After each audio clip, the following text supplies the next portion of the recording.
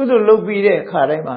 ကိုမမြင်ရပေမဲ့ကိုယ့်ရဲ့အိမ်ဆောင်နှက်ကိုဆောင်နှက်ကျောင်းဆောင်နှက်ဆိုတာလို့ပေါ့နော်စာထဲမှာအဆောင်နှက်လို့ဆိုပေမဲ့လို့ကိုယ်လာဆောင်းလျှောက်နေတာတော့မဟုတ်ဘူးကိုနဲ့ပတ်သက်ပြီးတော့ဖြစ်နေတာအဲ့တော့ကိုနဲ့အနီးပတ်ဝန်းကျင်မှာဖြစ်နေတဲ့နှက်တွေ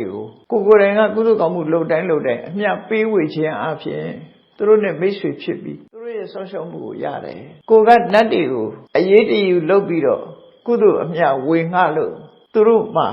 ဘုံတကုတည်စောတက်သွားတဲ့အခါမှာသူတို့ကကိုယ့်ကိုတနာဆောင်းလျှောက်လာမိဘကကိုသားသမီးကိုကြည့်တယ်လို့ပဲနတ်တွေကကိုယ့်အတွက်စိတ်ချနှံ့ပြီးတော့နတ်တွေကချစ်နှံ့ပြီးတော့ကြည့်ပြီးတော့ဘေးရန်နဲ့မရောက်ရအောင်သူတို့ကကြိုတင်သိလို့ရှိရင်လေလမ်းလွဲပေးတယ်ကူးကြည့်တယ်မဆာတယ်အနေရကင်းအောင်လုပ်ပေးဒါအချွန်တက်ကြီးနဲ့ကောင်းကင်ဆင်းပြီးတော့လာလောက်မှာမဟုတ်ဘူးပေါ့တခါတည်းကြုံတတ်တယ်မို့လားကိုကခကြီးသွားတယ်ကားပြက်နေတယ်တော်ကြီးထဲမှာတော်လန်းထဲမှာကားပြက်နေတယ်ကိုနဲ့သိတဲ့မိတ်ဆွေရောက်လာပြီးတော့ကူသွားတယ်သို့မဟုတ်ကိုကူညီမဲ့ပုဂ္ဂိုလ်ရောက်လာအဲ့လိုမျိုးတွေဟာနတ်တွေရဲ့အကူအညီဆိုတာဖြစ်နိုင်တယ်မြမရာဇဝင်မှာရှိတဲ့ကျန်စီမင်းကြီးဟာအနောထဘုရင်လက်ထက်ကမင်းပြစ်မင်းတန်တင့်တော့